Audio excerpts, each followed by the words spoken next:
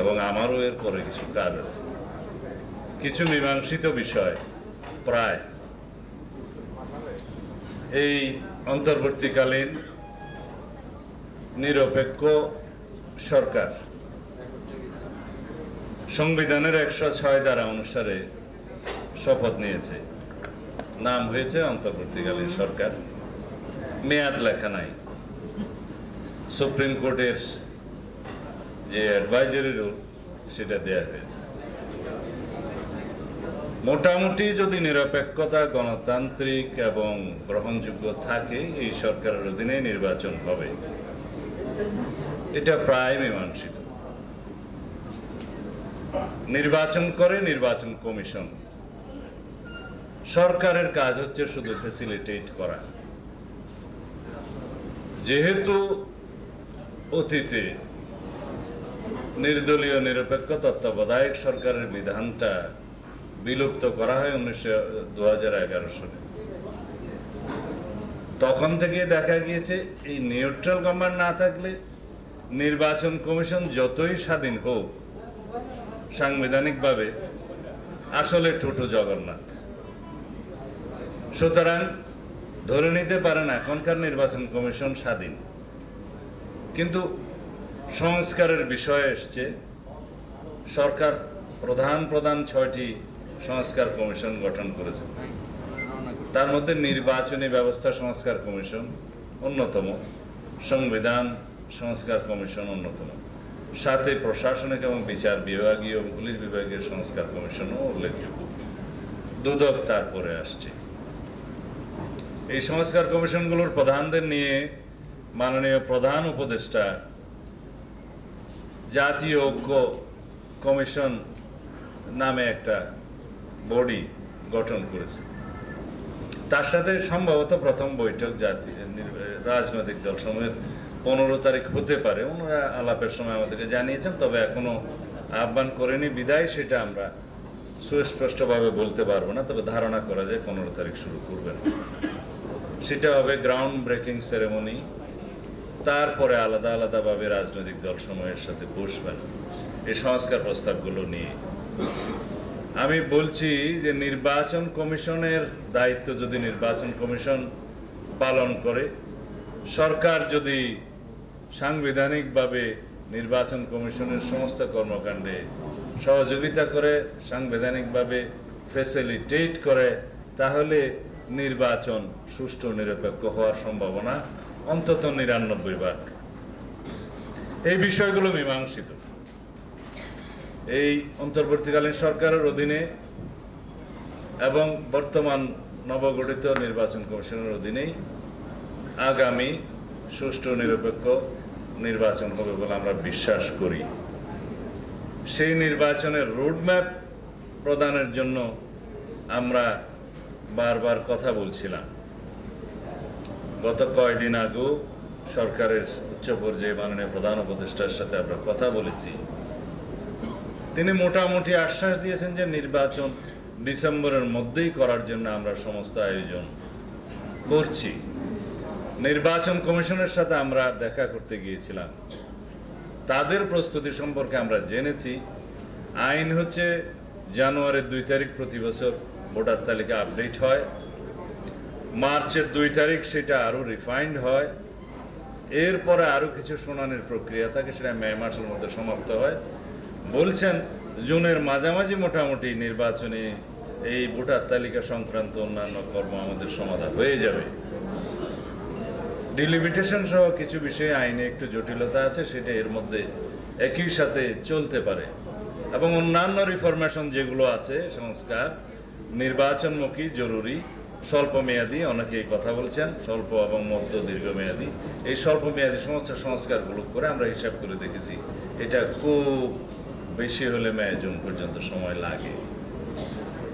তাহলে এরপরে ইমিডিয়েট নির্বাচন নয় কেন?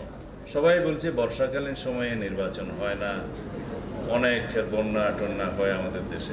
অবশ্য আমি প্রথমবার যখন নির্বাচিত হয়েছিলাম সে সময় জুনের 12 তারিখ ছিল 1996 সনে। বৃষ্টি গরমের মধ্যে অনেক কষ্ট হয়েছে, বাট নির্বাচন সুষ্ঠু হয়েছে, আমরা নির্বাচিত হয়েছিলাম। আজকে 30 বছর আগের কথা প্রায় বলছি। হতে পারে যদি বৃষ্টির মৌসুমে এই দক্ষিণ এশিয়া এবং পৃথিবীর সবচেয়ে উল্লেখযোগ্য ছাত্র গণ অভ্যুত্থান সংগঠিত হতে পারে, নির্বাচনও হতে পারে। তারপরেও সবার ঐক্যমতের ভিত্তিতে নির্বাচনের তারিখ হোক এবং সরকারও খুব সমস্ত প্রিপারেশন নিয়ে নির্বাচনের আয়োজন করুক, সেটা আমাদের সবার কাম্য। যদি ওনারা নির্বাচন ডিসেম্বরের ভিতরে দিতে চান, তাহলে আরো 3 মাস আগে তফসিল ঘোষণা করতে হয়, অন্তত পক্ষে চূড়ান্ত প্রস্তুতি নিতে হয় নির্বাচন কমিশন, সেটার একটা বিষয় আছে। এই হলো নির্বাচন। তা অনেকে বলবেন যে নির্বাচন করব, কেন করছেন? নির্বাচন ছাড়া আর কি বলবো, আপনারাই বলে দিন। বাংলাদেশে যদি গণতান্ত্রিক রাজনৈতিক সরকার প্রতিষ্ঠিত না হয়, তাহলে কি মধ্যমেয়াদী সংস্কার হবে? দীর্ঘমেয়াদী সংস্কার হবে? জনগণের আকাঙ্ক্ষা পূর্ণ হবে? গণ অভ্যুত্থানের ছাত্র জনতার শহীদদের যে প্রত্যাশা এবং আকাঙ্ক্ষা পূর্ণ হবে? কিছুই হবে না। কথা হলো সেই নির্বাচনের ফলে গঠিত রাজনৈতিক সরকার কতটা গণতান্ত্রিক থাকে, কতটা জনমুখী থাকে, কতটা বিগত দিনের স্বৈরাচারের বিরুদ্ধে বাংলাদেশের রাষ্ট্র কাঠামো গণতান্ত্রিক সংস্কার করে, সেইটা। হ্যাঁ, তার জন্যই তো আলাপ, তার জন্যই তো সংস্কার কমিশন, তার জন্যই তো আমাদের আজকের এই ঐক্যমত। কিন্তু আপনারা এই ঐক্যমত সৃষ্টি করতে গিয়ে আমি মনে করছি অর্ধেক আছে, অর্ধেক নাই। আমরা যারা আছি, এর বাইরেও কিন্তু রাজনৈতিক দল আছে, এর বাইরেও সুধী সমাজ আছে, এর মধ্যেও সাংস্কৃতিক গোষ্ঠী আছে, সামাজিক শক্তি আছে। সবাইকে নিয়ে ঐক্য করতে হবে, কাউকে আপনি বাদ দিতে পারবেন না। একটা বিষয় মনে রাখবেন, ফ্যাসিবাদ বিরোধী যে জাতীয় ঐক্য গঠিত হয়েছে, সেই জাতীয় ঐক্য ফ্যাসিবাদের বিরুদ্ধে যারাই অংশগ্রহণ করেছে, সবাইকে মিলেই সেই জাতীয় ঐক্য টিকে রাখতে হবে। এখানে আমরা কেউ টুপিওয়ালা আছি, কেউ টিপুবিহীন আছি, কেউ অন্য কেউ আছি, কাউকে আপনি বাদ দিতে পারবেন না। ফ্যাসিবাদের বিরুদ্ধে যারাই সংগ্রাম লড়াই করেছে, গণতন্ত্রের স্বার্থে সবাইকে নিয়ে আমাদেরকে ঐক্য রাখতে হবে এবং এই ফ্যাসিবাদ বিরোধী জাতীয় ঐক্যকেই রাজনৈতিক সংস্কৃতি হিসেবে আমাদের চর্চা করতে হবে এই আমাদের এই দেশের রাজনীতিতে। তাহলেই পরে ফ্যাসিবাদের বিরুদ্ধে আদর্শিক আমাদের রাজনীতিটা প্রতিষ্ঠিত হবে। আমাদের রাজনৈতিক ফিলোসফি হবে এই দেশে যাতে আর কোনোদিন কনস্টিটিউশনাল ফোয়ারার, সাংবিধানিক ফোয়ারার এবং সংসদীয় এখন নায়কতন্ত্র প্রতিষ্ঠিত না হয়। সেটাই হবে আমাদের ঐক্যের মূল ভিত্তি। এখন প্রশ্ন উঠতে পারে, সেটা কি কখনো এই ইউনিটি অফ দি ডাইভার্সিফিকেশন যেটা মান্না ভাই বললেন, সেটাতে সম্ভব? আসলে এটাই বিউটি, যে কোনো দেশে একটি জাতিগোষ্ঠী থাকে না, একটি গোত্র থাকে না, একটি ধর্ম থাকে না, একটি কালচারের লোক থাকে না, একই খাদ্যাভ্যাসের লোক থাকে না, একই জলবায়ু বা আবহাওয়ার লোক থাকে না। বাট আমাদের এই দেশটা অনেকটা হোমোজেনিয়াস। আমরা একই ভাষায় কথা বলি, প্রায় দেখতে সবাই একই রকম, যদিও বৈচিত্র্য আছে, এবং আমাদের ম্যাক্সিমাম মানুষের ধর্ম আচারও প্রায় একই রকম। 10% বাদ দিলে, যাদের মধ্যে হয়তো বিভিন্ন সংখ্যা আছে, 2%, 8% আছে, কিন্তু এই দেশে সবসময় সম্প্রীতি বজায় ছিল। পার্শ্ববর্তী দেশে যখন ধর্মীয় কারণে রায়ট হয়েছে, তখনও আমাদের বাংলাদেশে কেউ কোনো রকম কোনো রায়টের উস্কানিতে পা দেয় নাই। এটা আমাদের অতীত নজির আছে। 1992 সালে যখন পার্শ্ববর্তী দেশে বাবরি মসজিদ ভাঙা হয় আমাদের দেশ, তখন আমরা সরকারে ছিলাম, একটি ফুলের টোকাও কোথাও পড়েনি। আমরা সেই সম্প্রীতি বজায় রেখেছি। বাংলাদেশে মানুষ অত্যন্ত সাম্প্রদায়িক সম্প্রীতির সাথে বসবাস করার নজির হাজার বছরের এই ভূমিতে। যাই হোক, যেহেতু এখানে মাল্টিপ্লিসিটি আছে, যেখানে বহু রঙের মিশ্রণ আছে, আমাদের এখানে এটাই আমাদের ঐতিহ্য। বাট আমাদের মধ্যে হোমোজেনিয়াস চরিত্র আছে প্রাকৃতিক কারণে, আমাদের ভাষাগত কারণে, আমাদের বিভিন্ন আচার অনুষ্ঠানের কারণে, কালচারের কারণে। সুতরাং আমরা একটি জাতিগোষ্ঠীর মতোই কিন্তু ঐক্যবদ্ধভাবে বসবাস করে আছি এবং করে থাকবো ইনশাআল্লাহ। তো এখানে সংবিধানের বিভিন্ন ধারায় আমি দেখেছি, আজকে প্রফেসর আলী রিয়াজ সাহেব আমাকে 1000 পৃষ্ঠার 5টা ভলিউম পাঠিয়েছে। তার মধ্যে প্রথম খণ্ডের ওজন বা সংখ্যা হচ্ছে 144 পৃষ্ঠা। এর মধ্যে সেই প্রস্তাবগুলোতে আমি যেগুলো দেখেছি, আমাদের এই যে ছাত্র ভাইরা যেসব বলছে যে 24 এবং 71, এত বেশি কন্ট্রাডিকশন ওখানে নাই। কেননা 1971-এর যে ইতিহাস, বাংলাদেশের যে অহংকার, যে স্বাধীনতার লড়াই, এটা অবশ্যই আলাদা। তার সাথে 24কে মেলানো যাবে না, এটা হচ্ছে অনেকের কথা। কিন্তু 24কে কোথাও না কোথাও ধারণ করতে হবে, এটা হচ্ছে আপনাদের কথা।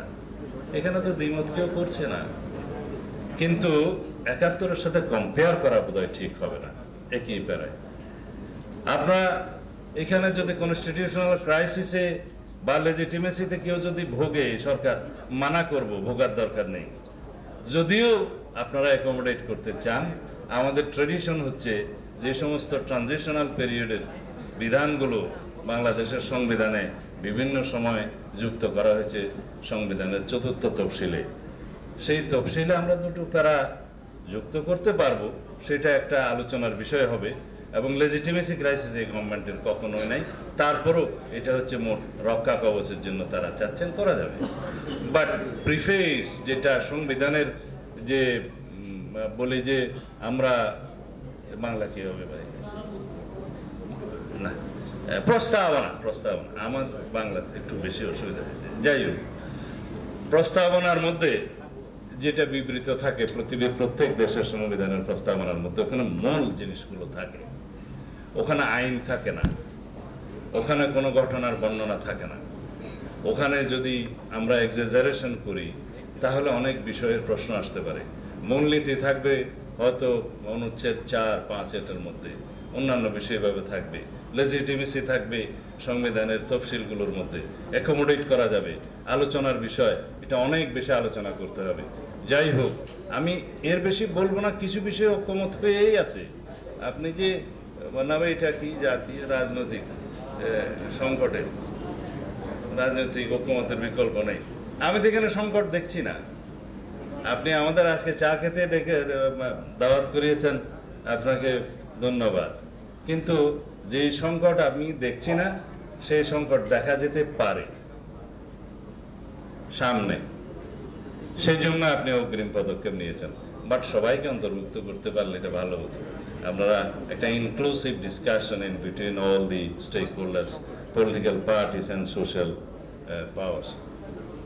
আমি আগেই বলেছি যে আমার কিছু মাঝে মধ্যে বাংলার বাইরে আসবো, আপনারা আমাকে ক্ষমা করবেন, কারণ আমি 10 বছর বাইরে থাকার কারণে বাংলা ছাড়া বাকিটা চর্চা হয়েছে, সেই জন্য একটু অসুবিধা হয়ে যায় আর কি। আশা করি ক্ষমা সুন্দর দৃষ্টিতে দেখবেন। যাই হোক, সেটার সংকট সামনে হতে পারে এই আন্দাজে আমরা বয়ান করছি আর কি এখানে। যাই হোক, আমার মনে হয় উদ্যোগটা খুবই মহৎ। যদি আমরা রাজনৈতিক ঐক্যটা ধরে রাখতে পারি, এটাকে শক্তিতে রাখতে পারি, যে ফেসিবাদ বিরোধী জাতীয় ঐক্য গঠিত হয়েছে সেটাকে যদি রাজনৈতিক সংস্কৃতি হিসেবে রাখতে পারি, আমার বড় বোন যে বয়ানটা প্রথমে দিয়েছিলেন সেটাতে আমরা এক জায়গায় আসতে পারবো। কারণ পৃথিবীর বহু বিপ্লব হাতছাড়া হয়ে গেছে পরবর্তীতে নিজেদের মধ্যে অনৈক্যের কারণে, জাতীয় বিভক্তির কারণে। মিশরে হয়েছে, তিউনিসিয়া হয়নি, অন্য দেশে হয়েছে, আরেক দেশে হয়নি। আমাদের এখানে যে ব্যাহত হয়ে যাবে না তার কোনো সম্ভাবনা কি আছে? যেহেতু পতিত স্বৈরাচার প্রচুর পুঁজি নিয়ে একটি দেশে বসে আছে, অপারেট করছে, ভাষণ দিচ্ছে, আমাদের এই যে ইয়াং ছেলেপিলেরা রিয়্যাক্ট করছে। আমি মনে করি রিয়াকশনের দরকার ছিল না। সেহেতু তার একটা তৎপরতা থাকবে বাংলাদেশের মধ্যে আমাদের মধ্যে অনৈক্য সৃষ্টি করার, তার একটা তৎপরতা থাকবে বাংলাদেশের মধ্যে অস্থিরতা সৃষ্টি করার, এবং সেটার ফায়দা তারা নেয়ার। এইটুকু আমরা বুঝলেই হবে, এইটুকু বুঝলে আমাদের মধ্যে ঐক্য হবে। তাদের চাহিদা আছে জুলাই ঘোষণাপত্র, না ডিক্লারেশন, জুলাই ডিক্লারেশন। আমরা তো বলেছি এটা একটা পলিটিক্যাল ডিক্লারেশন, পলিটিক্যাল পাওয়ার, ঐতিহাসিক দলিল হবে সামনে। কিন্তু সেটা নিয়ে হঠাৎ করে নিজেরা 5.5 মাস 6 মাস পরে এত অস্থিরতা তো দরকার ছিল না, আলাপ করা যেত। এখন সেটার মধ্য দিয়ে আমরা একটা ইউনিটিকে আমরা বন্ডিং এর মধ্যে নিয়ে আসতে পারবো, সেটা ঠিক আছে। আজকে আমার সাথে বৈঠক আছে এই জুলাই ঘোষণাপত্র নিয়ে। যাই হোক, আমরা সবাইকে একসাথে ঐক্যবদ্ধ করে এই ঘোষণাপত্রের শরিক মালিকানা দিতে চেয়েছি, যাতে অনৈক্যের কোনো সৃষ্টি না হয়, এটার কৃতিত্ব যাতে কোনো একটা অংশ না নেয়। দীর্ঘ 16 বছরের ফ্যাসিবাদ বিরোধী গণতান্ত্রিক সংগ্রামে অনেক কিছু হয়েছে, অনেক রক্তপাত হয়েছে, খুন হয়েছে, গুম হয়েছে। আমি নিজেও সেই 10 বছর গুমের শিকার। সেগুলো কি আমরা ধারণ করব না? এখন যদি বলে যে বাংলাদেশের স্বাধীনতা পরবর্তী সময়ে, মান্না ভাই ক্ষমা করবেন, কথা বলতে লম্বা হয়ে যাচ্ছে না, যাই হোক, ওই মাইক দিলে যেটা হয় আর কি, তো সেটার পরবর্তীতে কি জাতিতে অনেক রকমের বৈপ্লবিক বলবো না, অভ্যুত্থানিক ঘটনা কি হয়নি? সামরিক স্বৈরাচারের বিরুদ্ধে সংগ্রাম করতে করতে তখন থেকেই আমরা নির্যাতিত। মান্না ভাইরা আমাদের সিনিয়র ছিলেন তখন থেকেই আমরা সামরিক স্বৈরাচারের বিরুদ্ধে অবিরাম সংগ্রাম করতে করতে, অবশ্য যখন 90 হয়েছে তখন আমি নেই, আমার পরবর্তী জেনারেশনরা আছে। সামরিক স্বৈরাচারের বিদায় না হলে কি সাংবিধানিকভাবে সংসদীয় গণতন্ত্র প্রতিষ্ঠিত হতো? তিন জোটের রূপরেখা হতো না। যদি বাকশাল বহাল থাকতো তাহলে কি 7ই নভেম্বর হতো? তাহলে কি 1979 সালে বহুদলীয় গণতন্ত্রের পুনঃপ্রবর্তন হতো? এগুলো অনেক ইতিহাস, কিন্তু সব ইতিহাস সংবিধানে আসে না, এগুলো রাজনৈতিক দলিলে আসে, এগুলো আর্কাইভে আসে। কিছু কিছু জিনিসের মর্যাদা আছে, একটু স্পেশাল। কয়জন একটু আগে একজন বক্তা বললেন যে 10ই এপ্রিল 1971 সালের স্বাধীনতা ঘোষণাপত্রের অবস্থান হয়েছে সংবিধানে 5ম তফসিল, কিন্তু আপনারা কি জানেন সেটা ইতিমধ্যে আর নাই। সেটা 5ম সংশোধনীর রায়ের মধ্য দিয়ে এবং এই সংবিধানের সংস্কার কমিশন রিপোর্টের মধ্য দিয়ে সেটা 5ম, 6ষ্ঠ এবং 7ম বিলুপ্ত করার একটা সুপারিশ এসছে। কারণ এটাকে প্রশ্নবিদ্ধ করা হয়েছে একজন ব্যক্তির বক্তৃতাকে তার সাথে আর একটা তফসিলে রাখার কারণ, হাতে লেখা একটা স্বাধীনতা ঘোষণা দেয়ার কারণ স্বাধীনতার ঘোষণাপত্র এটা একটা ঐতিহাসিক দলিল, সেটা আর্কাইভে ছিল, মর্যাদায় ছিল, সেটাকে মানুষ ধারণ করেছিল, কিন্তু বিতর্কিত করা হলো অন্য 2-1টা জিনিসের সাথে যুক্ত করে তফসিলের অন্তর্ভুক্ত করার কারণে।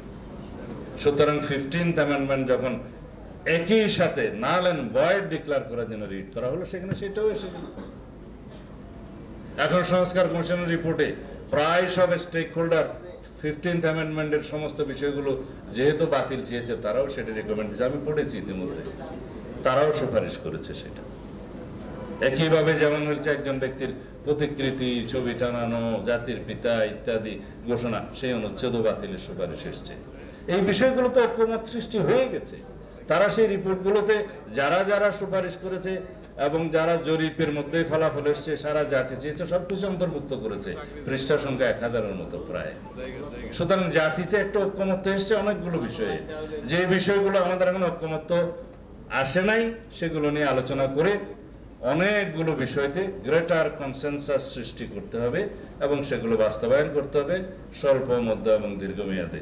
এবং সেজন্য অতি অবশ্যই দরকার একটি নির্বাচন এবং নির্বাচিত সংসদে সেটা আলোচনার মধ্য দিয়ে সংবিধানে সেগুলো সংশোধিত হতে পারে। আর একটি বিষয় মীমাংসিত, আমরা এখন সংবিধান পুনর্লিখনের মধ্যে আর কেউ নাই, সেই কথা এখন আর কেউ বলছে না। বলছে যত বেশি সংশোধনী প্রয়োজন সংশোধনী আনুন, সেটাতে আসছে।